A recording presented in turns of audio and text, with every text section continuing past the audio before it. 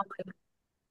Hare Krishna, warm welcome for today's Bhagavad Gita session. நம்ம இன்னைக்கு வந்து 13வது அத்தியாயம் பார்க்க போறோம். அதை நல்லா புரிஞ்சுக்க வேண்டிய ஞானத்தை வேண்டிய பகவான் கிருஷ்ணர்கிட்டயும் ஆச்சாரியார்கிட்டயும் நம்ம பிரார்த்தனை பண்ணிக்கலாம். எல்லாம் மியூட்ல இருந்துட்டே இந்த பிரணத்தியை சொல்லுங்க. ஓம் நமோ பகவதே भगवते வாசுதேவாய. वासुदेवाय। ஓம் நமோ பகவதே வாசுதேவாய. ஓம் நமோ பகவதே வாசுதேவாய. ஓம் அஜ்ஞானதிமிரந்தஸ்ய ஞானாகர்ஷலாகய चक्षुरुन्मिलितं येन तस्मै श्रीगुरवे नमः। श्रीचैतन्यमनोभीष्टं स्थापितं येन भूतले स्वयं रूप कदा मह्यं ददाति स्वपदान्तिकं। वन्देऽहं श्रीगुरो श्रीयुतपथकमलं श्रीगुरोन् वैष्णवांश्च श्रीरूपं साग्रजातं सगगण रघुनाथान्वितं तं सजीवं साद्वैतं सावधूतं परिजनसहितं कृष्णचैतन्यदेवं श्रीराधा कृष्ण पदान् सगगण ललिता श्रीविशाखान्वितांश्च हे कृष्णा करुणा सिन्धो दीनबन्धो जगत्पते गोपेश गोपिका कान्त राधा कान्त नमोऽस्तु ते तप्त काञ्चन गौराङ्गी राधे वृन्देवनेश्वरि ऋषभानुसुते देवी प्रणमामि हरिप्रिये वाञ्छाकल्पतरुभ्यश्च कृपा सिन्धुभैव च पतितानां पावनेभ्यो वैष्णवेभ्यो नमो नमः। नमो ब्रह्मण्यदेवाय को ब्राह्मणहिताय च जगदिताय कृष्णाय गोविन्दाय नमो नमः। नमो महावादन्याय कृष्णप्रेमप्रदायते कृष्णाय कृष्णचैतन्य नाम्ने गौरवत्वेष नमः। गुरवे गौरचन्द्राय राधिकाय तदालय कृष्णाय कृष्णभक्ताय तद्भक्ताय नमो नमः। मुखं करोति वाचालं पङ्गुं लङ्घयते गिरिं यत्कृपातमहं वन्दे श्रीगुरुं दीनदारणं परमानन्दं माधवं श्रीचैतन्य ईश्वरं। नमः पङ्कजनाभाय नमः पङ्कजमालिने नमः पङ्कजनेत्राय नमस्ते पञ्चगाङ्ग्रहे कृष्णाय वासुदेवाय देवकीनन्दनाय च नन्दगोपकुमाराय गोविन्दाय नमो नमः। नमो ॐ विष्णुपादाय कृष्णप्रेष्ठाय भूतले श्रीमते भक्तिवेदान्त स्वामिन् इति नामिने नमस्ते सरस्वती देवे गौरवाणी प्रचारिणि निर्विशेष शून्यवादे पाशातेशतारिणि नारायणं नमस्कृत्यं नरं चैव नरोत्तमं देवीं सरस्वतीं व्यासं ततो जयं उदीरये नष्टप्रायेष भद्रेषु नित्यं भागवत सेवया भगवती उत्तमश्लोके भक्तिर्भवति नैष्टिकी शृण्वतां स्वकतः कृष्ण पुण्यश्रवण कीर्तनः अर्हन्तैस्तोहै अभद्राणि वितुनोति सुकृत्सता पञ्चतत्त्वात्मकं कृष्णं भक्तरूपस्वरूपकं भक्तावतारं भक्त्याख्यां नमामि भक्तशक्तिकं। जय श्री कृष्ण चैतन्य प्रभो नित्यानन्द श्री अद्वैत गदाधारा श्रीवासादि गौरभक्तवृन्द हरे कृष्णा कृष्णा कृष्णा हरे हरे हरे ராமா ராம ராமா ஹரே ஹரே. ஹரே கிருஷ்ணா. அனைவருக்கும் இனிய காலை வணக்கம்.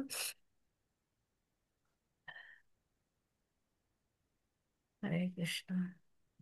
ஸோ இந்த அத்தியாயம் தொடங்குறதுக்கு முன்னாடி நம்ம எல்லாரும் 3 முறை ஹரே கிருஷ்ணா மகா மந்திரம் சொல்லலாம். ஹரே கிருஷ்ணா हरे ஹரே कृष्णा हरे कृष्णा கிருஷ்ணா कृष्ण ஹரே कृष्णा ஹரே हरे हरे ஹரே हरे ராம் राम हरे राम राम राम हरे हरे। हरे कृष्णा कृष्ण कृष्ण हरे हरे। हरे राम राम राम हरे हरे। हरे कृष्णा कृष्ण कृष्ण हरे हरे। हरे राम राम राम हरे ஹரே ஹரே. ஹரே கிருஷ்ணா. ஸோ இந்த தலைப்பு பார்த்தீங்கன்னா க்ஷேத்ரஜ்ஞ விபாக யோகம், இயற்கை, அனுபவிப்பவர் மற்றும் உணர்வு. ஓகேங்களா? இதுதான் நம்ம இன்னைக்கு பார்க்க போகிறோம். சரி, அதை பார்க்கறதுக்கு முன்னாடி நேற்று என்ன பார்த்தோன்றதை வந்து நம்ம ஃபாஸ்ட்டாக ரீகேப் பண்ணிக்கலாம். அதாவது 12வது அத்தியாயத்தில் வந்து மொத்தம் 20 ஸ்லோகங்கள் இருந்துச்சுன்றதை பார்த்தோம். ஓகேவா? ஸோ இதில் வந்து பார்த்தீங்கன்னா ஆம், அருவத்தை வழிபடுறவங்களுடைய நிலைமை என்னன்னு கேட்குறாரு இல்லையா அர்ஜுனன். அதுக்கு வந்து கிருஷ்ணர் என்ன சொல்றாரு, உருவ வழிபாடு தான் சிறந்ததுன்னு அப்படின்னு சொல்லிட்டு சொல்றாரு.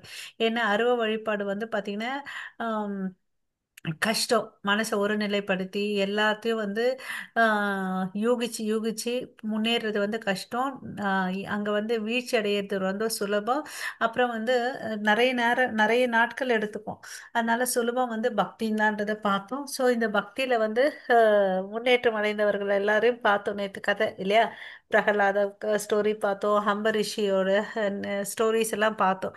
ஸோ பக்தியில வந்து அவர் சாய்ஸ் கொடுத்தார்: அனன்ய பக்தி, சாதனா பக்தி, நிஷ்காம கர்ம, சகாம கர்ம, ஞான யோகா, தியான யோகா, என்னெல்லாம் பண்ணலாமோ அதெல்லாம் வந்து ஒன்று நீ எனக்கோசம் உன்னோட மனசு, சிந்தனை எல்லாத்தையும் எனக்கு வந்து கொடு, இல்லையா எனக்கோசம் வேலையை செய்யுன்னு சொல்லிட்டு நிறைய ஆப்ஷன்ஸை கொடுத்துருக்கார் இல்லையா? அதில் ஏதாவது ஒரு ஆப்ஷன்ஸை நம்ம எடுத்துட்டு நம்ம அவருக்கு வந்து நம்ம பக்தி செஞ்சு முன்னேறணுன்றதை பார்த்தோம். கிருஷ்ணரிடம் வந்து பார்த்தீங்கன்னா எல்லா விதமான ஐஸ்வர்யங்கள் இருக்குன்றதையும் பார்த்தோம். அவர் தான் எல்லாத்துக்கும் முழு முதற் கடவுள்ன்றதை பார்த்தோம். அதனால அவருக்கு வந்து நம்ம பக்தி பண்ணணுன்றதை நேற்று தெரிஞ்சுக்கிட்டோம். இன்னியோட அத்தியாயத்துல பாத்தீங்கன்னு வச்சுக்கோங்களேன், மொத்தம் 35 ஸ்லோகங்கள் இருக்கு. அது 6 பிரிவினா பிரிச்சிருக்காங்க. இங்க அர்ஜுனன் பாத்தீங்கன்னா மறுபடியும் வந்து கேள்விகளை கேட்கிறார். இந்த அத்தியாயத்துல பாத்தீங்கன்னு வச்சுக்கோங்களேன், 6 கேள்விகள் கேட்கிறாரு. ஓகே. அதுக்கு அடுத்தது 2ல இருந்து 7 வரையும் பார்த்தீங்கன்னா க்ஷேத்ரா மற்றும் க்ஷேத்ரஜ்ஞ ஞானத்தின் விளக்கத்தை பார்க்க போறோம். 8ல இருந்து 12 வரையும் பார்த்தீங்கன்னா அறிவை பெறுவதற்கான செயல்முறை. ஓகே. ஸோ இந்த அறிவை பெறணும்னா என்னென்ன பண்ணணுன்றதை பார்க்க போறோம். 13ல இருந்து 19 வரையும் பார்த்தீங்கன்னா நேயம், அறிவின் பொருள். அப்போ 20ல இருந்து 26 வரையும் பார்த்தீங்கன்னா பிரகிருதி, புருஷா மற்றும் யூனியன். 27ல இருந்து 35 வரையும் பார்த்தீங்கன்னா அறிவின் பார்வை. அந்த தலைப்பு கீழே பார்க்க போறோம். ஓகே. மாதாஜி ஃபர்ஸ்ட் ஸ்லோகம் படிங்க மாதாஜி. ஃபர்ஸ்ட் 2 ஸ்லோகம். ஓம் ஸ்ரீ பரமாத்மனே நமः. अर्जुन उवाच प्रकृतिं पुरुषं चैव क्षेत्रं चेतन्यं क्षेत्रज्ञम् एव च एतत् वेदितुमिच्छामि ज्ञानं ज्ञेयं च केशव। श्रीभगवानुवाच इदं शरीरं कौन्तेय क्षेत्रं विद्यभिधीयते एतद्यो वेति तं प्राहुः क्षेत्रज्ञ इति तद्विदः। हरे कृष्ण।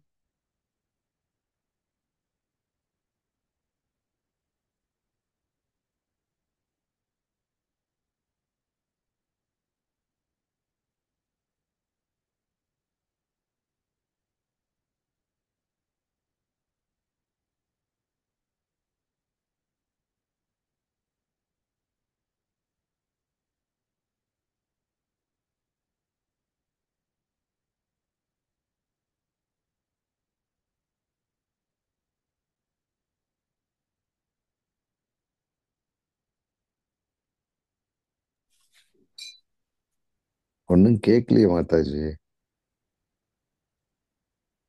ஹரே கிருஷ்ணா. ஓ சாரி பிரபு, நான் மியூட்லயே இருந்தேன். Thank you so much. ஒன்றும் கேட்கல. Thank you thank you. ஹரே கிருஷ்ணா. இங்க வந்து ஃபர்ஸ்ட் ஸ்லோகத்தை பார்த்தீங்கன்னா அர்ஜுனன் வந்து 6 கேள்விகளை கேட்கிறார். ஓகேவா? என்னென்னு பார்த்தீங்கன்னா இயற்கைன்னா என்ன கேட்கிறார். இயற்கைக்கு இன்னொரு பெயர் வந்து பிரகிருதி. அப்புறம் வந்து பார்த்தீங்கன்னா அனுபவிப்பவன், இதை வந்து யார் அனுபவிக்கிற புருஷா. ஓகே, அதை பத்தி கேட்கிறாரு. களம். களம் வந்து பார்த்தீங்கன்னா இந்த உடல், இந்த உடல்ல தான் வந்து களம் சொல்றாரு. க்ஷேத்ரா. ஓகேவா? களம்னா என்னன்னு கேட்கிறாரு. களத்தை அறிபவன் யாருன்னு கேள்வி கேட்கிறாரு. அறிவு, ஞானம் பத்தி கேக்குறாரு. இந்த அறிவை வச்சு எதை தெரிஞ்சுக்கணும்? நேயம். 6 விதமான கேள்விகள். ஓகேவா? அவர் என்னென்ன கேள்வி கேட்கிறாரு? இயற்கைனா என்ன, புருஷ, க்ஷேத்ர, க்ஷேத்ரஜ்ஞ, ஞானம், நேயம், இந்த 6 கேள்விகளை கேட்கிறார். இப்ப 2வது ஸ்லோகத்துல இருந்து கிருஷ்ணர் வந்து பதில் சொல்றார். ஓகேங்களா? இந்த உடல், உடல் வந்து என்னன்னு பாத்தீங்கன்னா இந்த உடலை தான் நம்ம களம் சொல்றோம், க்ஷேத்ர. ஓகேவா? இந்த உடலை பத்தி யாரு தெரிஞ்சுக்கிறாங்களோ அவங்கள வந்து களத்தை அறிபவன் க்ஷேத்ரஜ்ஞன்னு சொல்லிட்டு சொல்றாங்க. யாரு? இந்த உடலை பத்தி தெரிஞ்சுக்கணும் 2 பேர் இருக்காங்க. ஆ அது யாருன்னு பாத்தீங்கன்னா ஆத்மா, பரமாத்மா. பரமாத்மா. ம். கரெக்ட் பிரபு. இது அவருடைய கேள்விக்கெல்லாம் வந்து பதில் இங்க பார்க்க போறோம். பிரகிருத்தினா என்ன? இயற்கை. இயற்கையில வந்து மூன்று குணங்கள் இருக்கு.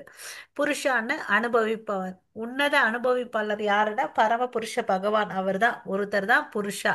உம், க்ஷேத்ரான்னா இந்த உடல், நம்ம இந்த சரீரம் இருக்குல்ல அதுதான் உடல். இந்த க்ஷேத்ர யக்ஞான்னா இந்த உடலை வந்து தெரிஞ்சுக்கிறது. க்ஷேத்ர யக்ஞா ரெண்டு பேர் தெரிஞ்சுக்கிறாங்க இந்த உடலை பத்தி. ஆத்மா பரமாத்மா தெரிஞ்சுக்கிறாங்க. ஞானம் இந்த க்ஷேத்திரத்தையும் க்ஷேத்ரஜத்தையும் புரிஞ்சுக்கொள்றாங்க பாருங்க, அதுதான் உண்மையான அறிவு ஞானம். நேயம்னா இந்த அறிவினோட இலக்கு. ஓகேவா? இந்த அறிவு, இந்த தெரிஞ்சுக்கிட்ட இந்த ஞானத்தை இதை வச்சு என்ன பண்ணணும், நம்ம எதை அடையணும்னு சொல்லிட்டு அந்த அறிவின் இலக்கு தான் பரமாத்மான்னு சொல்லிட்டு பதில் சொல்றாங்க. ஸோ இந்த இதை வந்து சிம்பிளா நம்ம புரிஞ்சுக்கணும்னா ஒரு உதாரணம் மூலயமா நம்ம புரிஞ்சுக்கலாம். மாதாஜி இந்த ஸ்லோகம் படிங்க. क्षेत्रं यथा मां विद्धि सर्वक्षेत्रेषु भारत क्षेत्रचैतन्यो यो ज्ञानं यतज्ञानं मतं मम। हरे कृष्ण। ஹரே கிருஷ்ணா. பரத குலத்தோன்றலே நானும் எல்லா உடல்களிலும் அறிபவனாக உள்ளேன் என்ன என்பதை புரிந்து கொள்.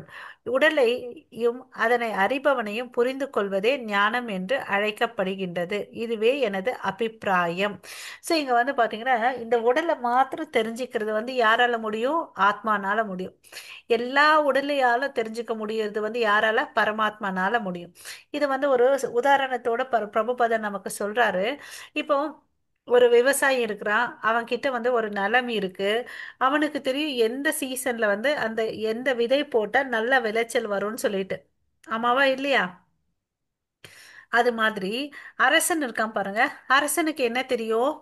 அவன் நாட்டுக்கு கீழே அரசாட்சி கீழே இருக்கக்கூடிய எல்லா கிராமத்துல எந்த காலத்துல என்ன பயிர் வந்து அறுவடை செஞ்சா நல்லா இருக்கும்ன்றது அவனுக்கு தெரியும். அதுக்கேத்த மாதிரி அந்த அஹ், செயல்களை செய்வான். ஓகேவா?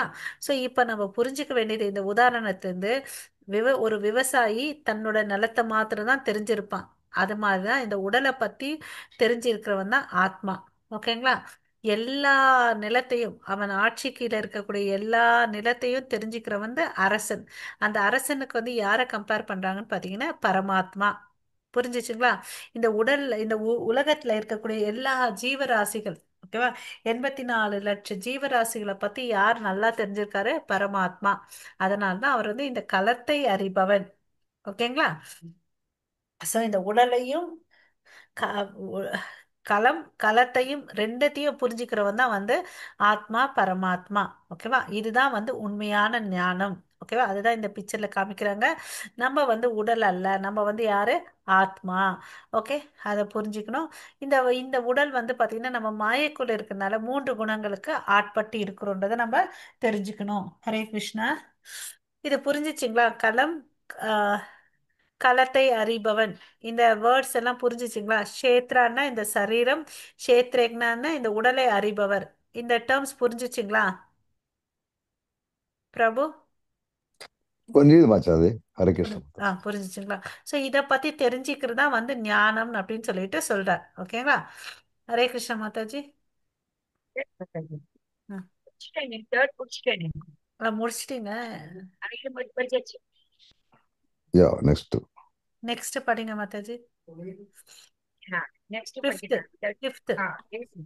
ऋषिभिर्बहुधा गीतं छन्दोभिः विविधैः पृथक् ब्रह्मसूत्रपदैश्चैव हेतु हेतुमद्भिर्विनिश्चितैः। हरे ஹரே कृष्ण। கிருஷ்ணா.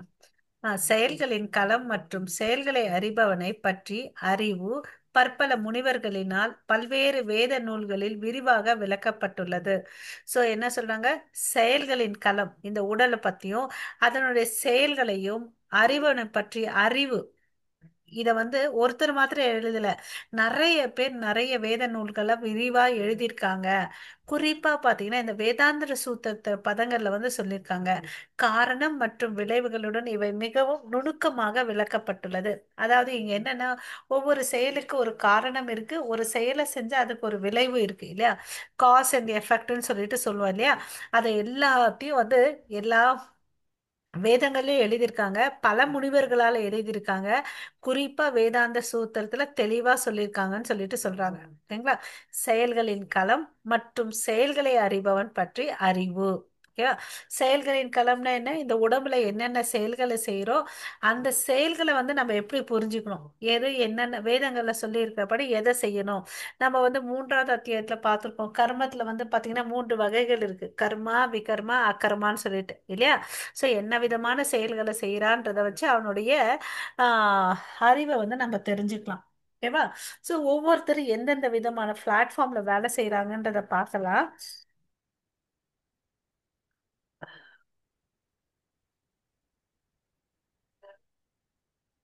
ஹரே கிருஷ்ணா. மத்தாச்சி 6, 7 படிங்க. यत्तम् एव च इन्द्रियाणि दशकम् च पञ्च पञ्चचेन्द्रिय गोचराः विश्वादेशसुतदुःखम् संज्ञातश्चेतनादिः एतच्छेत्रम् समासेन कवितारम् उदाहृतम् हरे ஹரே கிருஷ்ணா மாதாஜி.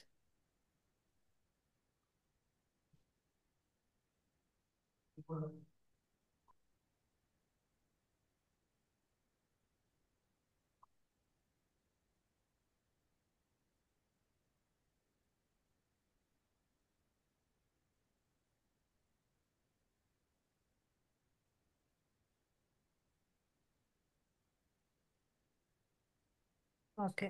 இங்க வந்து பாத்தீங்கன்னா அன்னமயா, பிராணமயா, ஞானமயா, விஞ்ஞானமயா, ஆனந்தமயான்ற விஷயத்த பாக்குறோம், இல்லையா? சோ இந்த 5 விஷயங்கள், இந்த உயிர் வாழினங்கள் வந்து பாத்தீங்கன்னா, சோ இந்த உணவை சார்ந்து இருக்கிற ஒவ்வொரு மனிதனும், இல்லையா? கடவுள் வந்து பாத்தீங்கன்னா யக்ன புருஷவா இருக்கிறாரு. அவருக்கு யக்னம் பண்றதுனால நமக்கு என்ன வருது? தானியங்கள் வருதுன்றத நம்ம பார்த்தோம், இல்லையா? தானியங்கள் வருது. அதை நம்ம சாப்பிட்ட பிறகுதான் அவனுக்கு என்ன ஆகுது? உயிர் வருது, இல்லையா? சோ அவன் வந்து உணவு மேல சார்ந்து இருக்கான். அது யார்கிட்ட இருந்து வந்தது? கடவுளுடைய சக்தி தான் இது. ஓகேங்களா? அன்னமயா கோஷான் அப்படின்னு சொல்லிட்டு சொல்றாங்க. ஓகே. ஒருத்தன் சக்தி வேணும்னா உணவு மேல டிபெண்ட் பண்ணியிருக்கான். அதுக்கு பிறகு அவன் என்ன பண்றான்னு பாத்தீங்கன்னா, இதை வந்து எதுக்கு கம்பேர் பண்றாங்கன்னா, மெட்டீரியல் ரியலைசேஷன், கடவுளுடைய ஆஹ் வெளிப்படை சக்தி, இந்த பௌதிக இன்ஃபீரியர் எனர்ஜி சொல்றீங்களா, அதை உணர்றதுதான் வந்து அன்னமயா. இன்னும் அடுத்த நிலை பாத்தீங்கன்னா, கடவுள் வந்து உணவுப் பொருட்ல கடவுள் இருக்கான்னு தெரிஞ்சுக்கிறான். அதுக்கு அடுத்தது பரிபூர்ண உண்மையை தெரிஞ்சுக்கிறதுக்கு வந்து இந்த சுவாசத்தை வச்சு பண்றான், தெரிஞ்சுக்கிறான். அதாவது பிராணமயா, ஒருத்தருடைய உயிர் சக்தி வந்து பாத்தீங்கன்னா இந்த காற்று தான், பிராணம் தான், இல்லையா? பிராணமயா. அதுக்கு பிறகு அந்த உயிர் வாழி என்ன பண்றான்? அன்னமயா பிராணமயா ஆன பிறகு ஞானத்தை வளர்த்துக்கிறான், மனோன்மயான் அப்படின்னு சொல்லிட்டு சொல்றாங்க. சோ கடவுள் வந்து எல்லா இடத்துலயும் இந்த உணர்வு, யோசிக்கிறது, ஒரு விஷயத்த பண்றதுக்கு வந்து முன் வர்றது, அதாவது இங்கிலீஷ்ல சொல்லணும்னா திங்கிங், ஃபீலிங் அண்ட் வில்லிங், இது வர்றது, இல்லையா? இந்த விஷயங்கள் வந்து பாத்தீங்கன்னா ஞானமயில வருது. அதுக்கு அடுத்த நிலை வந்து பாத்தீங்கன்னா விஞ்ஞானமயா. விஞ்ஞானமயான்னு எடுத்துட்ட இந்த இந்த ஸ்டேஜ்ல வந்து அந்த ஒரு மனிதன் வந்து பாத்தீங்கன்னா தன்னுடைய மனசையும் உயிர் சக்தியும் வந்து வித்தியாசப்படுத்தி தெரிஞ்சுக்கிற அளவுக்கு அவனுக்கு மனப்பக்குவம் இருக்கும். அதுதான் வந்து விஞ்ஞானமய்யா. ஓகேங்களா? அதுக்கு அடுத்த நிலை வந்து பண்ணிட்டு ஆனந்தமய்யா. இதெல்லாம் தெரிஞ்சுக்கிட்ட பிறகு அவன் எப்படி இருக்கான்? ஃபுல்லா சந்தோஷமா இருக்கிறான். இந்த 5 நிலைகள் வந்து பாத்தீங்கன்னா பிரம்மன் ரியலைசேஷன்ல உதவுது. அதுதான் வந்து இதை பிரம்ம புச்சம் அப்படின்னு சொல்லிட்டு சொல்றாங்க. பிரம்ம புச்சம். ஓகே.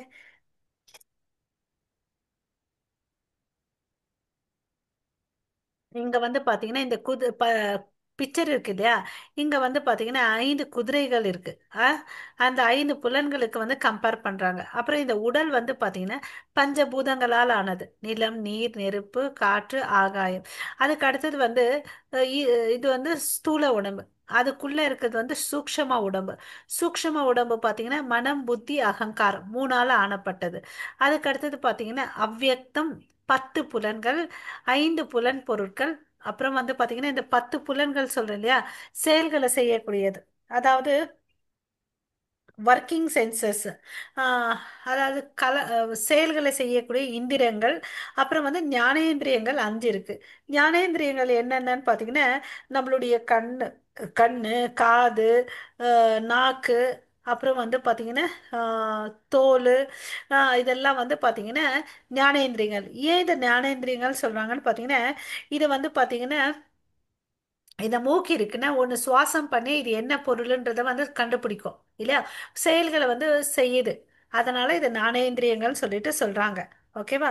ஸோ இது மூலமா ஒருத்தர் வந்து நாலேஜ் அக்வயர் பண்றான். ஓகே, நாலேஜ் அக்கரிங் சென்சஸ் தான் இது. ஓகேங்களா? எதெல்லாம் வந்து செயல்களை செய்யுதுன்னு பார்த்தீங்கன்னா ஒர்க்கிங் சென்சஸ்ல 5 இருக்கு.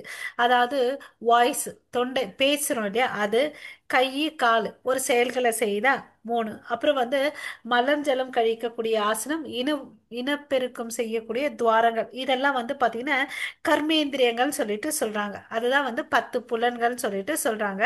அப்புறம் இதுக்கு அடுத்தது வந்து பார்த்தீங்கன்னா விருப்பு வெறுப்பு, இன்பம் துன்பம், உயிரின் அறிகுறிகள், திட நம்பிக்கை, இவையெல்லாம் சுருக்கமாக செயலின் களம் மற்றும் அதன் மாறுபாடுகள் என்று கருதப்படுகின்றன. ஓகேங்களா? இதை நல்லா நம்ம புரிஞ்சுக்கணும். பஞ்சமதகா பூதங்கள் 5, அதுக்கடுத்து ஸ்தூல உடம்பு வந்து 3, இங்க 8 ஆச்சுங்களா? அதுக்கு அடுத்தது வந்து பாத்தீங்கன்னா மகாபூதம் 10 புலன்கள். அதாவது அந்த 10 புலன்கள்ல வந்து பாத்தீங்கன்னா கர்மேந்திரியங்கள் 5, ஞானேந்திரியங்கள் 5. ஓகேவா? நாலேஜ் அக்கரிங் சென்சஸ் வந்து 5, அப்புறம் வந்து செயல்களை செய்யும் ஒர்க்கிங் சென்சஸ் வந்து 5, 10 ஆச்சா? அதுக்கு அடுத்தது வந்து மனசு வந்து 11வது இருக்கு. அதுக்கு அடுத்தது வந்து பாத்தீங்கன்னா 5 ஆப்ஜெக்ட், 5 புலன் பொருட்கள் சொல்றாங்க இல்லையா, 5 ஆப்ஜெக்ட் ஆஃப் த சென்சஸ். 5 புலன் பொருட்கள் வந்து என்னென்னு பார்த்தீங்கன்னா கண்ணு வந்து பார்க்குது, அப்புறம் வந்து மூக்கு வந்து நுகருது, காது வந்து கேட்குது, அப்புறம் சப்தத்தை கேட்குது இல்லையா, அப்புறம் தோல் வந்து தொடு உணர்வு தெரியுது இல்லையா, டச் இல்லையா.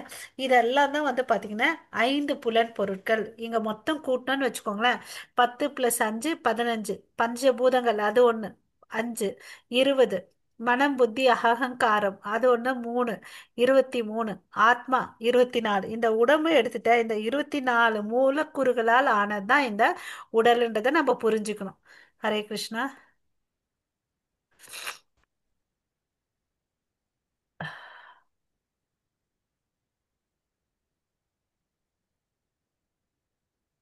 மாதாஜி அடுத்த ஸ்லோகம் படிங்க மாதாஜி. எஸ் பார்த்தது. 8ல இருந்து 12 படிச்சுடுறேன். அமானித்தம் அதம் இது வித்தம் என்னது மூவே ஆக அதிர்ஷ்டாசாந்தி மாட்டேங்குது. ஆஜவம் ஆச்சாரியோபாசனம் சௌச்சம் தைரியம் ஆத்மவிநிகிரஹः இந்திரியாதேஷு வைராग्यम् अनम् अन अहङ्कार एव च जन्म मृत्यु जरा व्याधि दुःखदोषानुदर्शनम् असक्ति अनभिष्वङ्गः पुत्रदार गृहादिषु नित्यं च समचित्तम् समचित्तमिष्टानि इष्टोपपत्तिषु मयि चानन्ययोगेन भक्ति व्याभिचारिणी विविक्तेशे वित्वम् अरतिर्जन संसदि अध्यात्मज्ञाननित्यर्थम् तत्त्वज्ञानात् दर्शनम् एतज्ज्ञानम् इति प्रोक्तम् अज्ञानं यदतोऽन्यथा. हरे कृष्ण. ஹரே கிருஷ்ணா. மாதாஜி இந்த 13 படிங்க மாதாஜி. यत् படிக்கிறேன்.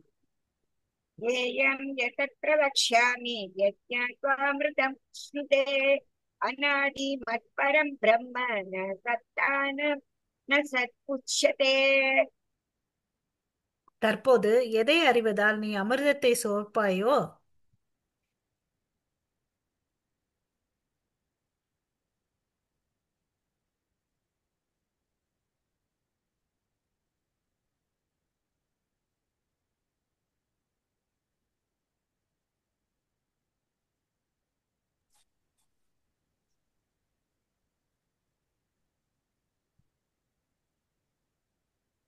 Mataji no voice. பிரபு ஸ்கிரீன் ஒன்றும் தெரியல பிரபு. ஸ்கிரீன் ஓ பார்த்து தான் படிக்க அதான். முடியும். ஓ சாரி, அதான் ஒன்றும் வரலன்னு கேட்டேன். சாரி.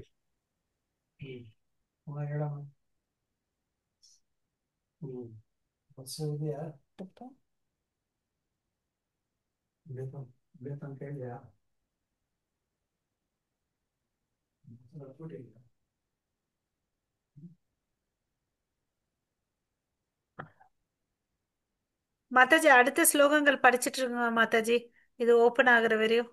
நான் 14, இல்லைன்னா 15 ஆ படிங்க மாதாஜி. 13ல இருந்து படிக்கிறேன். ஓகே. 13 நேயம் படிச்சிட்டீங்க. யதத்ர பக்ஷ்யாமி யஜ்ஞாத்வாமிருதம் அஷ்ணுதே அநாதி மத்பரம் பிரம்ம ந சத்தன் तत्तन्नासत् उच्यते सर्वत्र प्रापानिपादं तत्सर्वतोक्षिरोमुखम् सर्वत्र श्रुतिमल्लोके सर्वम् आवृत्य तिष्ठति सर्वेन्द्रियगुणाभासं सर्वेन्द्रियविवर्जितम् असक्तं सर्वभृच्छैव निर्गुणं गुणभोक्तृ च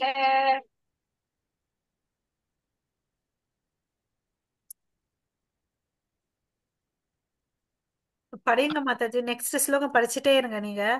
இது ஓபன் ஆகுறது சரி வரையும். ஓகே. ஆ. सर्वेन्द्रिय गुणाभासं सर्वेन्द्रियविवर्जितम् असक्तं सर्वभृच्छैव निर्गुणं गुणः भोक्तृ च बहिरन्तश्च भूतानाम् अचरं चरम् एव च सूक्ष्मत्वात् विज्ञेयं दूरस्थं चान्दिके च तत् अविभक्तं च भूतेषु विभक्तं इव च स्थितं भूतभर्तृ च तच्छेयं ग्रसिष्णु प्रभविष्णु च ज्योतिषामपि तज्ज्योति तमसः तमसः परमुच्यते ज्ञानं ज्ञेयज्ञानगम्यम् इति सर्वस्य विष्टितम् इति क्षेत्रं तथा ज्ञानं ज्ञेयं चोक्तं समासतः मद्भक्त एतत् विज्ञाय मद्भावयो अपद्यते கண்டினியூ பண்ணுங்க மாதாஜி. ओके प्रकृतिं पुरुषं चैव विद्यनादिमुभावपि विकारांश गुणाश्चैव विधि प्रकृतिसम्भवान् कार्यकारणकर्तृत्व हेतु प्रकृतिरुच्यते पुरुष सुखदुःखानां भोक्तृत्वे हेतुरुच्यते पुरुष प्रकृतितो हि भुङ्क्ते प्रकृतिज्ञान गुणान् कारणं गुणसङ्गोऽस्य सदसद्योनिजन्मसु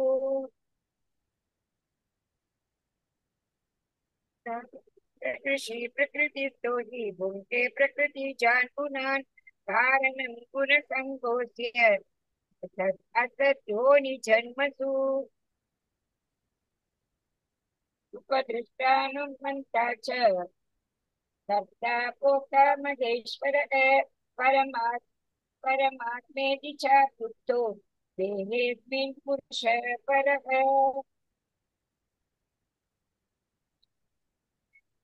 स एवं वेति पुरुषं प्रकृतिं च गुणैः सह सर्वदा वर्तमानोऽपि न स भूयोऽभिजायते य- ज्ञानेनात्मनि पश्यन्ति केचिदात्मानमात्मना अन्ये साकेन योगेन कर्मयोगेन चापरे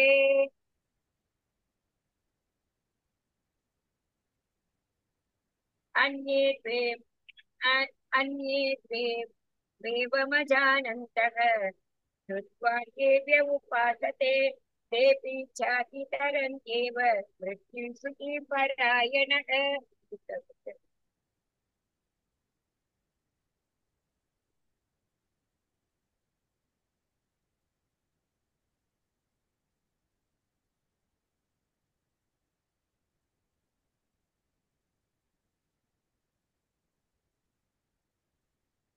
சரி, நான் வந்து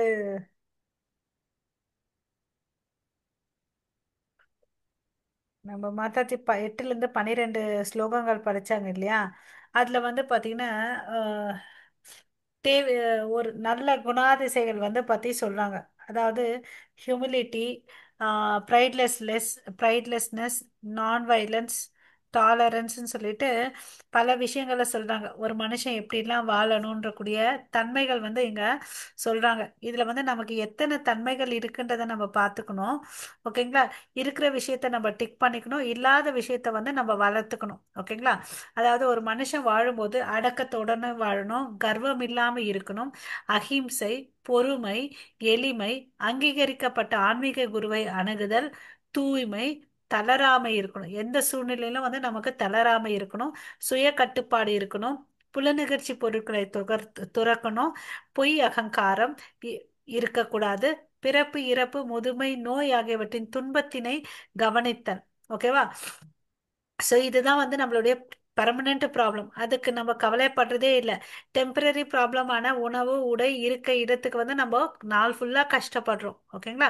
குழந்தைகள், மனைவி, வீடு மற்றும் இதர பந்தத்தில் இருந்து விடுபட்டு இருத்தல், விருப்பு வெறுப்புகளில் சமநிலை, என் மீதான நித்தியமான களங்கமற்ற பக்தி. ஸோ இதுல வந்து பாத்தீங்கன்னா நம்ம பேலன்ஸ்டா இருக்கணும். நம்மளுடைய சிந்தனைகள், நம்மளுடைய செய்யக்கூடிய செயல்கள், அப்புறம் வந்து இந்த வாழ்க்கையில வந்து நமக்கு வந்து சில விஷயங்களை நம்ம வாழ்க்கையில எடுத்துட்டோம்னு வச்சுக்கோங்களேன், நம்ம எவ்வளோ அளவுக்கு நமக்குள்ளேயே நம்ம ஆனந்தமா இருக்கலாம். அது என்னன்னு பாத்தீங்கன்னா சகிப்புத்தன்மை. அதாவது எல்லாருமே கிரகஸ்தலா இருக்கோம். நம்ம வீட்டுக்குள்ளேயே நம்ம பார்த்தோம்னு வச்சுக்கோங்களேன், நிறைய கருத்து வேறுபாடு இருக்கும்.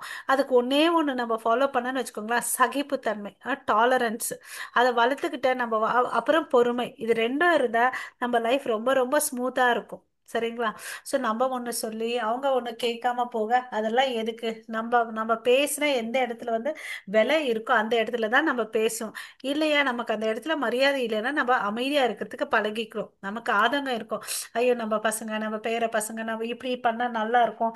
நான் என்னோட அனுபவத்தை சொல்றேன்னு அதை கேட்கறதுக்கு தயாரா இல்லாத இடத்துல நம்ம அமைதியை வந்து சாதிக்கிறது வந்து சிறந்தது. ஓகேவா? நான் பெரியவன், என்ன பேச்சு தான் நான் கேட்க எல்லாரும் கேட்கணும், நான் சம்பாதிச்சுட்டு வரேன், நான் சமைக்கிறேன், நான் செய்யறதுதான் கரெக்ட், அந்த மாதிரி தாட் எல்லாம் நமக்கு இருக்கக்கூடாது. ஓகேங்களா? ஸோ இதெல்லாம் விட்டுட்டு மனசுக்குள்ள வந்து எப்படி இருக்கணும்னு பாத்தீங்கன்னா சமமா இருக்கணும். விருப்பு வெறுப்புல இருந்து சமநிலையோடு இருந்துட்டு கலங்கமற்ற பக்தி தொண்டை வந்து கடவுள் மேல பண்ணணும்ன்றத நம்ம தெரிஞ்சுக்கணும். ஓகே?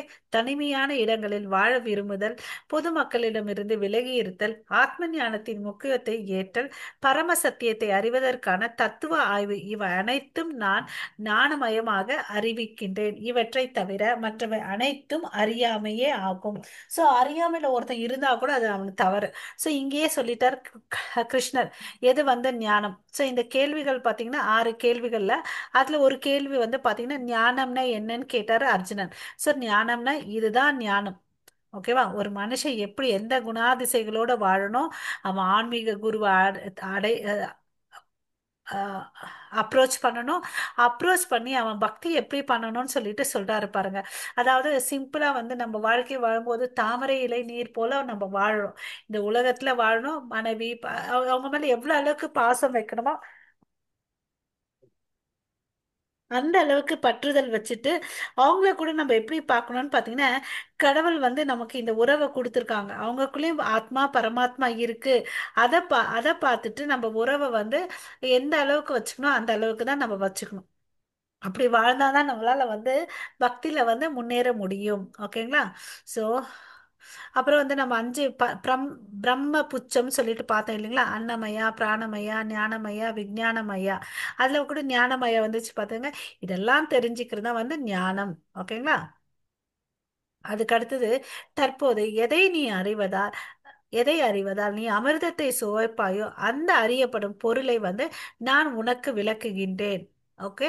ஆரம்பம் இல்லாததும் எனக்கு கீழ்ப்பட்டதும் பிரம்மன், ஆத்மா என்று அழைக்கப்படுவதுமான இது ஜட உலகின் காரணம் மற்றும் விளைவுகளுக்கு அப்பாற்பட்டு விளங்குகிறது.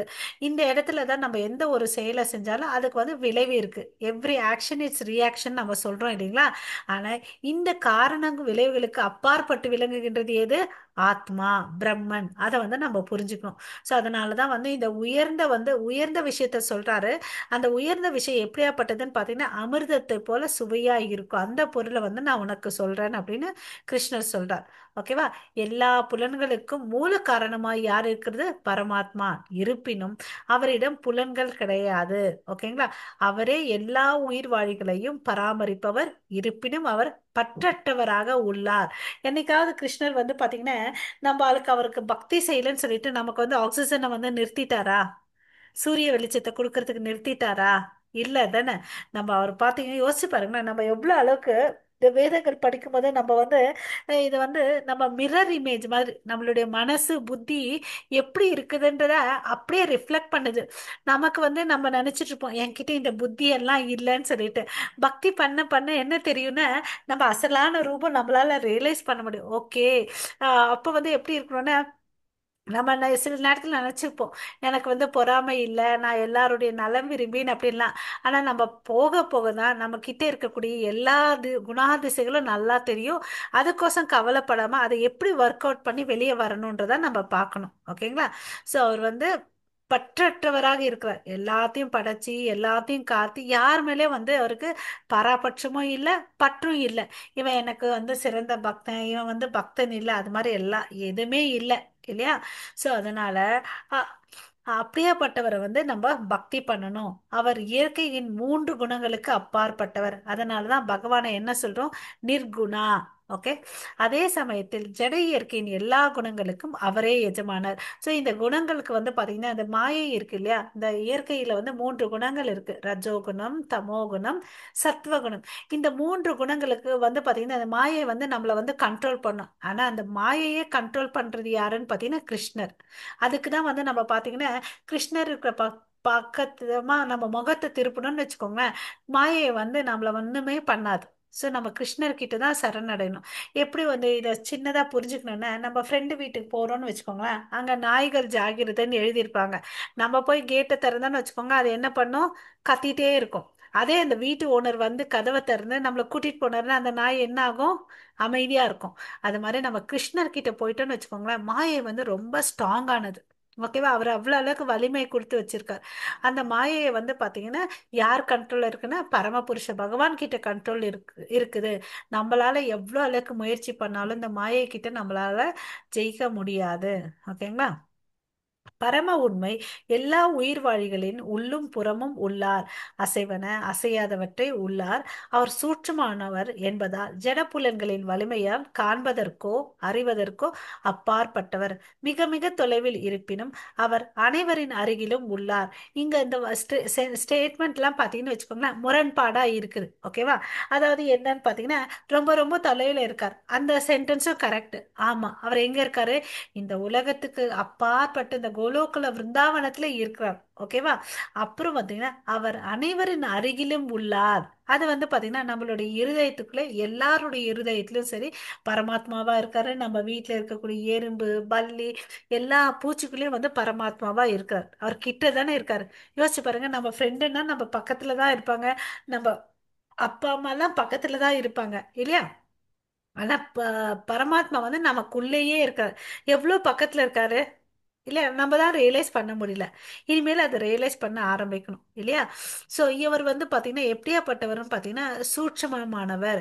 அவர் வந்து பார்த்தீங்கன்னா நம்மளுடைய ஜட புலன்களால் அவரை வந்து பார்க்க முடியாது. நம்ம நேத்தே பார்த்தோம்.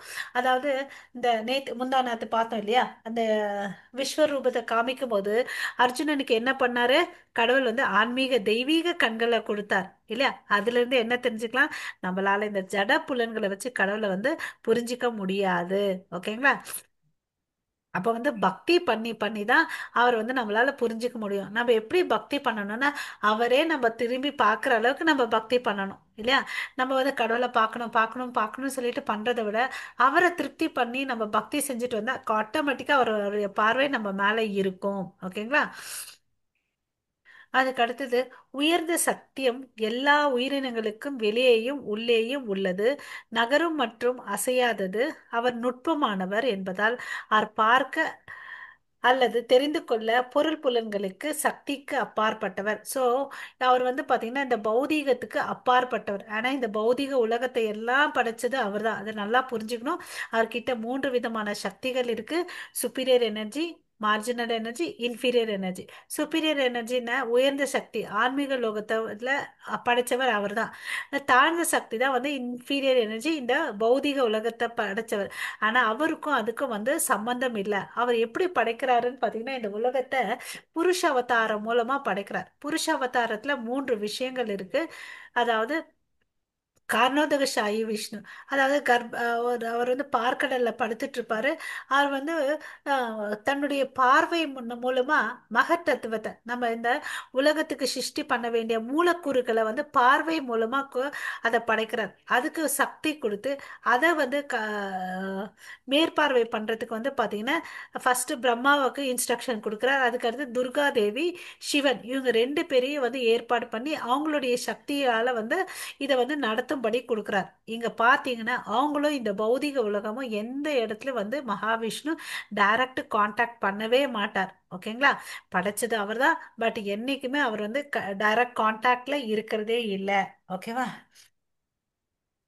அப்புறம் வந்து பிரகாசிக்கும் பொருள்கள் எல்லாவற்றிற்கும் மூலம் அவரே. அவர் ஜடத்தின் இருட்டிற்கு அப்பாற்பட்டவராகவும் தோன்றாதவராகவும் உள்ளார். ஓகேவா? அவரே அறிவாகவும் அறியப்படும் பொருளாகவும் அறிவின் இலக்காகவும் உள்ளார். அவர் ஒவ்வொருவருடைய இதயத்திலும் வீற்றுள்ளார். எல்லாமே simple simple sentence, but very very important இல்லையா? பிரகாசிக்கும் பொருள் நம்ம பார்த்தோம். அவர் வந்து பாத்தீங்கன்னா அந்த அவருடைய கண்கள் வந்து ஒன்னு சூரியனுக்கும் ஒன்னு சந்திரனுக்கும் வந்து கம்பேர் பண்றாங்க இல்லையா? அப்புறம் இந்த ஜட உலகத்துக்கு அப்பாற்பட்டவன்றது நம்ம தெரிஞ்சுக்கிட்டோம். அவர் தோன்றுபவராகவும் இருக்கிறாரு, தோன்றாதவராகவும் இருக்காரு. ஏன்னா அணுவுக்கு அணுவு, சின்னதுக்கு சின்னதாகவும் இருக்கிறாரு, பெருசுக்கு பெருசாகவும் இருக்கிறாருன்னு அப்படின்னு சொல்றோம். நம்மளுடைய வாழ்க்கையின் குறிக்கோளும் அறிவின் இலக்காகவும் அவர்தான். நம்ம அறியப்பட வேண்டிய பொருள் வந்து பரமாத்மா தான். நம்ம தெளிவா இருக்கணும். ஓகே, அவரை வந்து நம்ம எங்கேயும் போய் தனியா தேட வேண்டியதே இல்லைங்க. நம்ம வீட்ல இருந்துட்டு நம்ம பக்தி பண்ணி நம்மளுடைய இருதயத்தை வந்து பிருந்தாவனமா மாக்கணும். அது மாதிரி செஞ்ச பக்தர்கள்லாம் இருக்காங்க. ஓகேவா? சோ அவர் எங்கேயும் வாழ்றது இல்ல, வைகுந்த லோகத்திலும் கோலோகல பிருந்தாவனத்துல அவர் என்ன சொல்றாருன்னா, நான் பக்தரோட இருதயத்துல வந்து நான் வாழ்றேன்னு சொல்றார். சோ நம்ம இருதயத்தை அவர் வாசம் பண்ணும் இடமா வந்து நம்ம மாத்திக்கணும். ஓகே, ஹரே கிருஷ்ணா. இவ்வாறாக செயல்களின் களம், களம்னா இந்த உடல் இல்லையா? கஷேத்திரம், அதுக்கு இன்னொரு பெயர் கஷேத்திரம். அறிவு, இந்த உடலை பத்தி தெரிஞ்சுக்கிறது. ஞானம், அறியப்படும் பொருள். நேயம் ஆகியவை சுருக்கமாக என்னால் விவரிக்கப்பட்டன. இதுதான் ஒரு சூத்திரம். ஓகேங்களா? இந்த சூத்திரத்தை நம்ம தெரிஞ்சுக்கணும். உடல், கஷேத்திரம், இது எப்படி வேலை செய்யுது? ஞானம், இதனோட குறிக்கோள் அஹ், என்னது? நேயம். இதை வந்து தெரிஞ்சுக்கிறோம். இதை வந்து ரொம்ப சிம்பிளா சொல்லிச்சுக்கேன் அப்படின்னு சொல்லிட்டு சொல்றார். எனது பக்தர்கள் மட்டுமே இவற்றை முழுமையாக புரிந்து கொண்டு எனது இயற்கையை அடைய முடியும் அப்படின்னு சொல்லிட்டு கிருஷ்ணர் சொல்றார். ஓகேவா? இந்த படத்துல பாத்தீங்கன்னா ஒரு கிளையில வந்து ரெண்டு பறவைகள் இருக்கு. ஒரு பறவை வந்து பழம் சாப்பிட்டுட்டு இருக்கு, ஒரு பறவை வந்து பாத்தீங்கன்னா அதை விட்னஸ் பண்ணிட்டு இருக்கு. ஓகேவா? பழம் சாப்பிட்டுட்டு இருக்க அவங்க யாருன்னு பாத்தீங்கன்னா ஜீவாத்மாக்கள், உயிர்வாழிகள். விட்னஸ் பண்றது யாரு, சாட்சியா பார்த்துட்டு இருக்குது யாருன்னு பாத்தீங்கன்னா பறவை. ஓகே, பரமாத்மா பறவை. ஓகேங்களா? ஆ. ஜட இயற்கையும் உயிர்வாழிகளும் ஆரம்பமற்றவை என்பதை புரிந்து கொள்ள வேண்டும். அவர்களது மாற்றங்களும் ஜடத்தின் குணங்களும் ஜட இயற்கையின் உற்பத்தி பொருளே. ஓகேவா? சோ இந்த பிரகிருதி, இந்த உயிர்வாழிகள் எல்லாம் பாத்தீங்கன்னா ஆரம்பமற்றவர்கள்ன்றத நம்ம புரிஞ்சுக்கணும். ஓகேவா? இவங்க எல்லாம் வந்து பாத்தீங்கன்னா 84 லட்ச ஜீவராசிகளா ஒவ்வொரு ஆஹ் ஜென்மத்திலயும் வந்து பிறந்து இறக்குறாங்க. அவங்களுடைய பாவத்துக்கு ஏத்த மாதிரி உடலை, அவங்க கர்மத்துக்கு ஏத்த மாதிரி உடலை வந்து அவங்களுக்கு கிடைக்குது. ஓகே, சோ இந்த உடல் இந்த ஏன் வந்து இது ஆரம்பமற்றதுன்னு சொல்றாங்கன்னு பாத்தீங்கன்னா, இது எல்லாம் இப்ப வந்து சிருஷ்டி நடந்துட்டு இருக்குது. ஓகேவா? நம்ம பார்த்தோம் பிரம்மா வந்து பகல் நேரத்துல இதெல்லாம் வந்து சிருஷ்டிக்கப்படுகிறது. அவருடைய இரவு நேரத்துல வந்து இது எல்லாமே பிரளயமாகும். பார்ஷியல் அனிலேஷன் நடக்கும் இல்லையா? அதாவது அழிவு வரும். முழுசா பிரபஞ்சம் அழியாது, கொஞ்சம் வந்து அழிவு ஏற்படும். ஓகே, அப்போ வந்து எல்லாம் எங்க போகுதுன்னா, அதாவது அவ்வியக்த நிலையில, தோன்றாத நிலையில வந்து கடவுளுடைய வயித்துக்குள்ள போகுது அப்படின்னு சொல்றாங்க. ஓகே, அதனாலதான் இது வந்து ஆரம்பமற்றவன் அப்படின்னு சொல்லிட்டு சொல்றாங்க. அவர்களது மாற்றங்களும் ஜட குணங்களும் ஜட இயற்கையின் உற்பத்தி பொருளே. இது எல்லாமே இந்த வந்ததுனால நடக்கக்கூடிய சேஞ்சஸ் தான் இது. ஓகேவா? எப்படி இந்த பூ உலகத்துக்கு வரானோ அவனுக்கு வந்து பிறப்பு, முதுமை, நோய், இறப்பு இருக்கு. அதே கடவுளுடைய லோகத்துக்கு போனா, கோலோகல விருந்தாவனத்துக்கு போனா இதெல்லாம் இருக்கிறதே இல்லை. ஓகேவா? அது வந்து ரொம்ப ஆனந்தமயமானது. ஏன்னா கடவுள் வந்து எப்படியாப்பட்டவர்னு பார்த்தீங்கன்னா சத் சித் ஆனந்தம். இந்த வார்த்தையை வந்து மூணா பிரிக்கணும்: சத்து, சித்து, ஆனந்தம். ஓகே, அதாவது இது வந்து நித்தியமானது, ஞானமயமானது, ஆனந்தமயமானது. அங்க போனா இதுதான் இருக்கும், சந்தோஷம் தான் இருக்கும். அதை விட்ட வேற ஒண்ணுமே இருக்காது. ஓகே, அதுக்கு அடுத்தது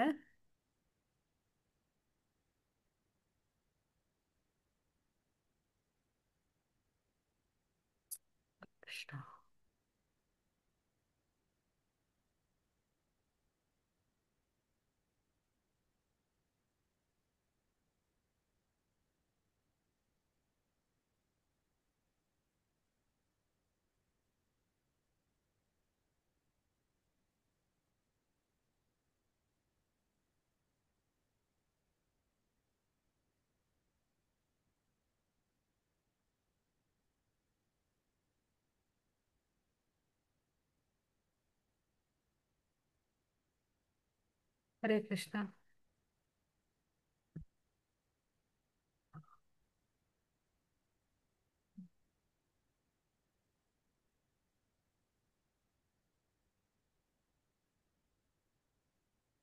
சோ இங்க என்ன சொல்றாங்கன்னு பாத்தீங்கன்னா, எல்லா செயல்களுக்கும் விளைவுகளுக்கும் இயற்கையே காரணமாக கூறப்படுகிறது. ஓகேங்களா? ஒரு செயல் செஞ்சாலும் சரி, அதனால வரக்கூடிய விளைவுகளுக்கு வந்து இயற்கை தான் காரணம் அப்படின்னு சொல்லிட்டு சொல்றாங்க. ஆனா ஒரு உயிர் வாழ் வந்து இன்பம் துன்பம் அனுபவிக்குதுன்னு பாத்தீங்கன்னா, பல்வேறு இன்ப துன்பங்களுக்கு உயிர் வாழியே காரணமாக கூறப்படுகிறது. ஒருத்தன் வந்து கஷ்டப்படுறான்னா அது யாராலும் இல்ல, அவனுடைய இன்ப துன்பத்தால் அவனுடைய கர்மத்துக்கு ஏத்த மாதிரி தான் அவன் கொஞ்ச கால் சந்தோஷமா இருக்கான், கொஞ்ச நாள் வந்து துன்பமா இருக்கான். அதை வந்து நம்ம சிம்பிளா புரிஞ்சுக்கணும்னா, நம்ம கர்மத்தால தான் நம்ம அனுபவிக்கிறோன்றதை வந்து புரிஞ்சுக்கணும்னு, அதாவது ஒருத்தன் வந்து விவசாயி நல்லா விளைச்சல் பண்றான். அந்த சமயத்துல வந்து பாத்தீங்கன்னா நெற்கதிர்கள் வந்து நல்ல முத்திய நெற்கதிர்கள் கிடைக்குது. அதனால அவன் என்ன பண்ணலாம், ஸ்டோரேஜ் பண்றான். ஓகேவா?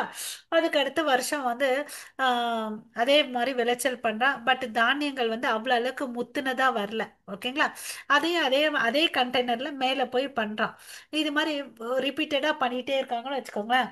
அவன் வந்து சமைக்கிறதுக்கு எடுக்கிறான். ஃபர்ஸ்ட் என்ன கதிர்கள் கிடைக்கும்? நெற்கதிர்கள், நல்ல முத்தின கதிர்கள் கிடைக்கும் இல்லையா? அது அவனுடைய செயல்னால தான் வந்தது. அது காலி ஆயிடுச்சு. அதுக்கு அடுத்தது அவனுக்கு வந்து என்ன வரும்? கொஞ்சம் முத்தாம இருந்துச்சு பாருங்க, அது கிடைக்கும். இதுக்கு வந்து பாத்தீங்கன்னா அவன் தான் செஞ்சான், அந்த பலனை அவனை தான் அனுபவிக்கிறான். அதனாலதான் நம்ம வாழ்க்கையில பார்த்தோம்னு வச்சுக்கோங்களேன், சில நாட்கள் வந்து நம்ம சந்தோஷமா இருப்போம், சில நாட்கள்ல வந்து நம்ம துக்கமா சோகமா இருப்போம். இதுக்கெல்லாம் காரணம் வந்து நம்மளுடைய செயல்களினுடைய விளைவு தான். இதுக்கு யாருமே காரணம் இல்லை. நம்ம சந்தோஷமா இருந்தாலும் சரி, சோகமா இருந்தாலும் சரி, அதுக்கு காரணம் நம்ம தான். ஓகேங்களா?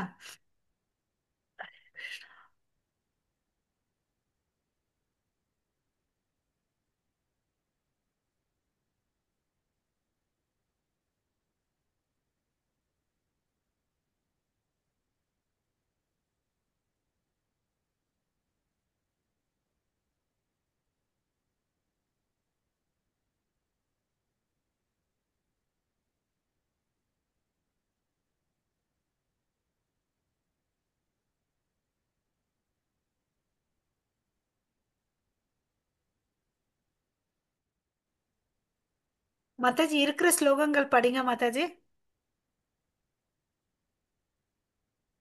श्रुति बोलेन य एवं वेति पुरुषं प्रकृतिं च गुणैः सह सर्वदा वर्तमानोऽपि न स भूयोऽपि जायते।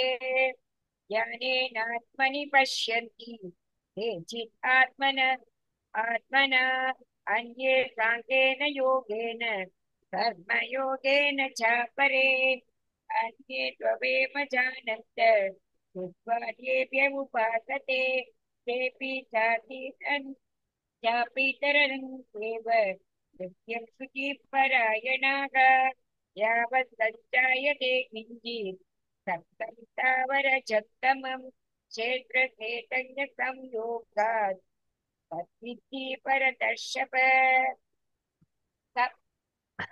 समं सर्वेषु भूतेषु तिष्ठन्तं परमेश्वरं विनश्यत्व विनश्यन्तं यः पश्यति स पश्यति समं पश्यन्ति सर्वत्र समवस्थितम् ईश्वरं न ஹரே கிருஷ்ணா. विनश्यात्मनात्मानं ततो याति परां गतिम्.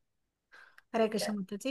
ஜட இயற்கை, உயிர்வாழி குணங்களுடனான இவற்றின் உறவு ஆகியவற்றை பற்றிய இந்த தத்துவத்தை புரிந்து கொள்பவன் நிச்சயமாக முக்தி அடைகின்றான்.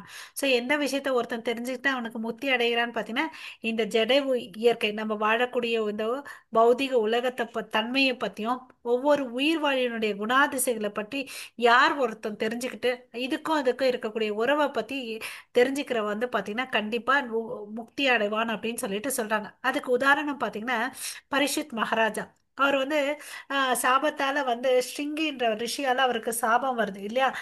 அந்த ஒரு குட்டி பிராமண பையன் இல்லையா, அவர் கொடுத்த சாபத்தை கூட அவர் பார்த்தீங்கன்னா அவர் ஏத்துக்கிறார். அவர் வந்து ஒரு அரசன், அவர் வந்து திருப்பி ஏதாவது பண்ணியிருக்கலாம், அதெல்லாம் ஒண்ணுமே பண்ணாம ஒரு உயர்ந்த ஆத்மாவா இருக்கிறதுனால அந்த சாபத்தை ஏத்துக்கிட்டு நான் என்ன பண்ணணும்ன்றதுக்கு தெரிஞ்சுக்கிறார். தன்னுடைய மகனான எனக்கு வந்து அரசாட்சியை கொடுத்துட்டு அவர் வந்து கங்கை நதிக்கரையில வந்து நான் என்ன பண்ணணும், எனக்கு வந்து மரணம் இருக்குன்றதுக்கோசம் அவன் வந்து கடவுளை நோக்கி பிரார்த்தனை பண்றான். அங்க வந்து சுகதேவர் வராரு.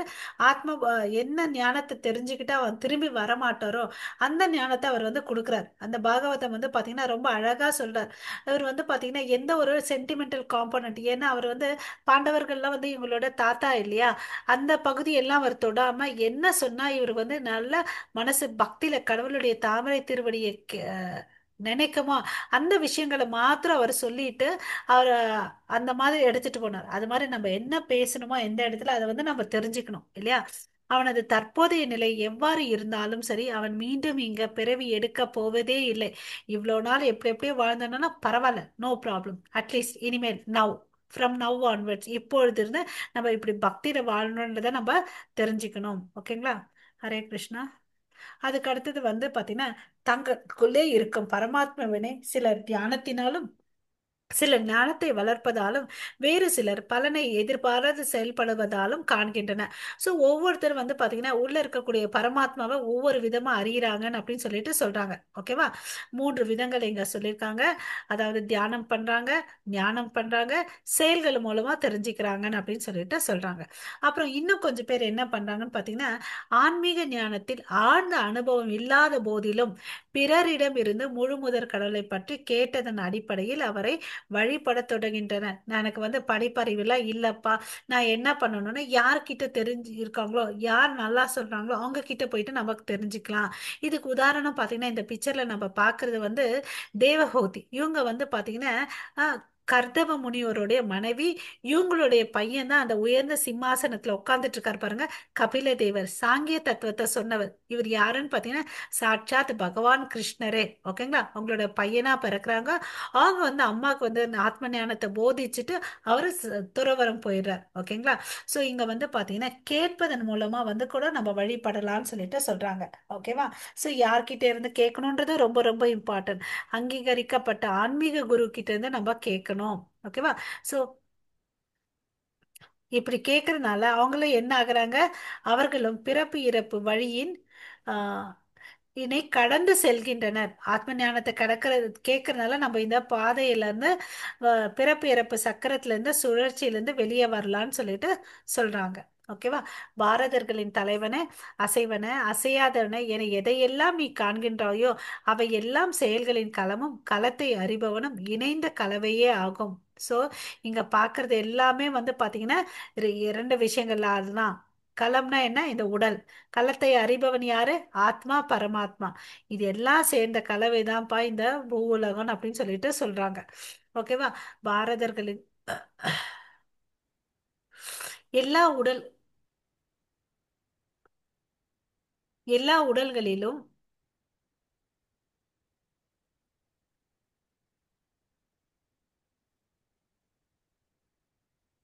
எல்லா உடல்களிலும் ஜீவாத்மாவுடன் இணைந்த பரமாத்மாவை காண்பவனும் அழியக்கூடிய உடலினுள் இருக்கும் ஆத்மாவும் பரமாத்மாவும் அழிவடைவது இல்லை.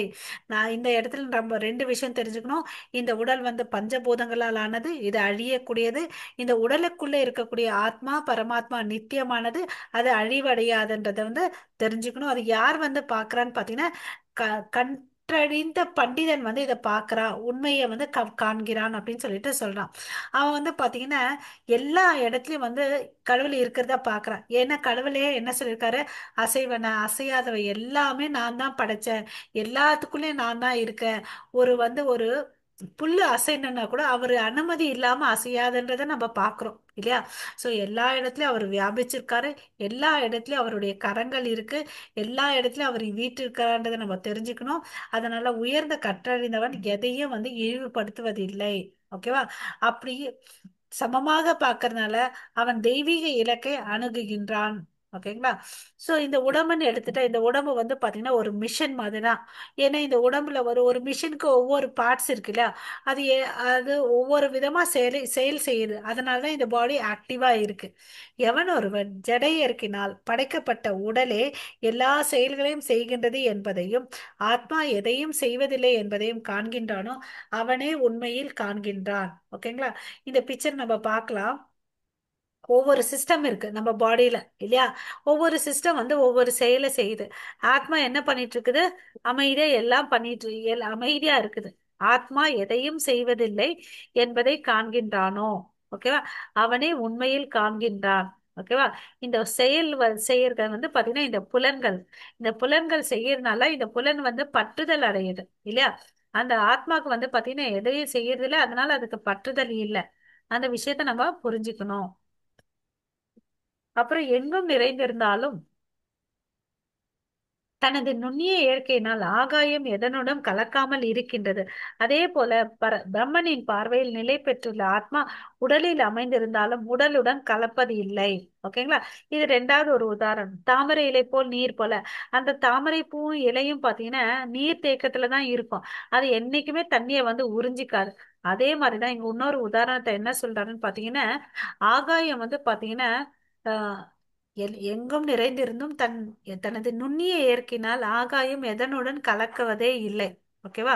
அது தனியா தான் இருக்கு. அது மாதிரிதான் இந்த உடல்ல ஆத்மா இருந்தாலும் அது தனித்துவமா இருக்கு. அது கலங்கிறதே எந்த ஒரு ஜட பொருளோட கலப்பது இல்லைன்றதை நம்ம புரிஞ்சுக்கணும். ஓகே. பரதனின் மைந்தனே, ஒரே ஒரு சூரியன் இந்த பிரபஞ்சம் முழுவதையும் பிரகாசிக்குவதைப் போல உடலினுள் இருக்கும் ஆத்மா தனது உணர்வினால் உடல் முழுவதையும் பிரகாசப்படுத்துகிறது. ஓகேவா? சோ ஒரு ரூம்ல ஒரு லைட்டை போட்டு அது எப்படி ஃபுல் வெளிச்சம் கொடுக்குமோ அது மாதிரி இந்த ஆத்மா உடலுக்குள்ள இருக்கு, ஃபுல் இடத்துல வந்து பிரகாசமா இருக்குது. அதாவது நம்ம வந்து காலில் அடிபட்டுச்சுன்னு வச்சுக்கோங்களேன், இமிடியேட்டா என்ன ஆகுது? கண்ணில் தண்ணி வருது இல்லையா? அப்போ உணர்வுன்றது பார்த்தீங்கன்னா உடல் முழுவதும் பரவி இருக்குது இல்லையா? அதை நம்ம புரிஞ்சுக்கணும். அதுதான் வந்து இந்த உடலை வந்து பிரகாசமாவும் வச்சுக்குது, உணர்வுடையதாகவும் இருக்குதுன்றத நம்ம புரிஞ்சுக்கணும் இல்லையா? அதே இந்த உடல்ல வந்து ஆத்மா இல்லைன்னு வச்சுக்கோங்களேன், அதை வந்து என்ன சொல்றாங்க? அந்த உடலை பிணம்னு சொல்றாங்க, உணர்ச்சி அற்றது பிணம் அப்படின்னு சொல்லுவாங்க இல்லையா? உடலுக்கும் உடலின் உரிமையாளனுக்கும் இடையிலான இந்த வேறுபாட்டை ஞான கண்களை கொண்டு அறிந்து ஜட இயற்கையின் பந்தத்திலிருந்து முக்தி பெற்றவனாக வழிமுறையையும் புரிந்து கொண்டவர்கள் பரம இலக்கினை அடைகின்றனர். யாரெல்லாம் வந்து பரம இலக்கை அடைய முடியும்னா இந்த வித்தியாசம் தெரிஞ்சுக்கணும். உடல் உடல் களத்தை அறிபவன் இல்லையா?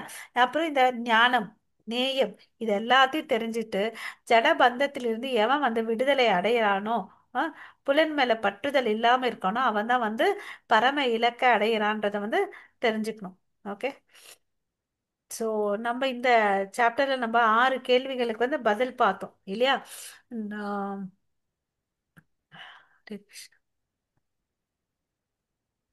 அதாவது களத்தை அறிபவன் இல்லையா? ஆ அதுல வந்து பாத்தீங்கன்னா களத்தை அறிபவன் ரெண்டு பேர், ஆத்மா பரமாத்மா. ஞானம் பத்தி தெரிஞ்சுக்கிட்டோம். நேயம், நம்மளுடைய டார்கெட் கோல் என்னவா இருக்கும்.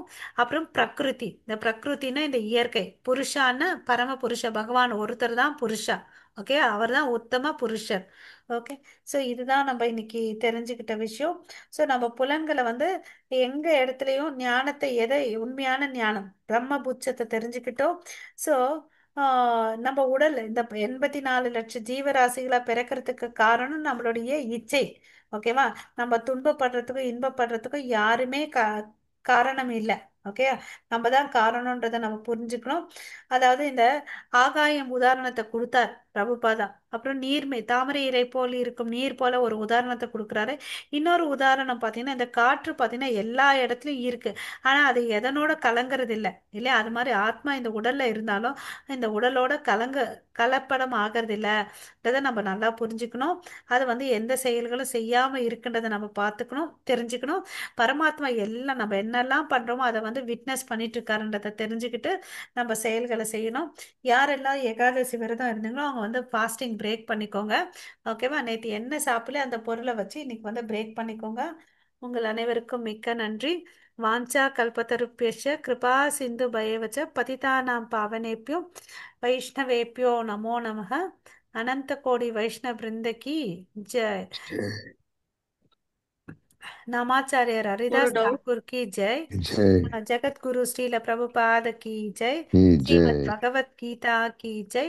கி हरे ஜெய் कृष्णा महामंत्र की जय। கி Jai. All glories to assembled devotees. Hare Krishna. Hare All Krishna. glories to Guru and Gauranga. Nitai Gaurav Premanande. Hari Hari Bol. हरे कृष्णा माताजी, சொல்லுங்க ஹரே माताजी. கிருஷ்ணா மாதாஜி. ஹலோ. சொல்லுங்க माताजी. हरे कृष्णा. இப்போ ஏகாதசி விரதம் எப்படி இருக்கணும்? ஆ, நேத்து கிளாஸுக்கு வரலையா மாताजी நீங்க? வந்தா சரியா புரியல அதான். அப்படியா? ஆ, மத்தாச்சி ஒரு சில பேர் வந்து பார்த்தீங்கன்னா தண்ணி கூட குடிக்காம இருப்பாங்க. அதெல்லாம் அவங்கவுங்க விருப்பம். அவங்கவுங்க உடம்பு மெயின் காரணம் அவங்க உடம்பு சூழ்நிலைக்கு ஏற்ற மாதிரி. சில பேர் பழங்கள் சாப்பிடுவாங்க. சில பேர் வந்து பார்த்தீங்கன்னா இந்த சாமையில் வந்து பலாவ் பண்ணி சாப்பிடுவாங்க. அப்புறம் பூமிக்கு கீழே இருக்கக்கூடிய ஆ, விஷயங்கள் இருக்கு இல்லையா? உருளைக்கிழங்கு, சக்கரவள்ளி கிழங்கு, கேரட், பீட்ரூட் இதை சாப்பிடுவாங்க பொரியல் மாதிரி பண்ணி.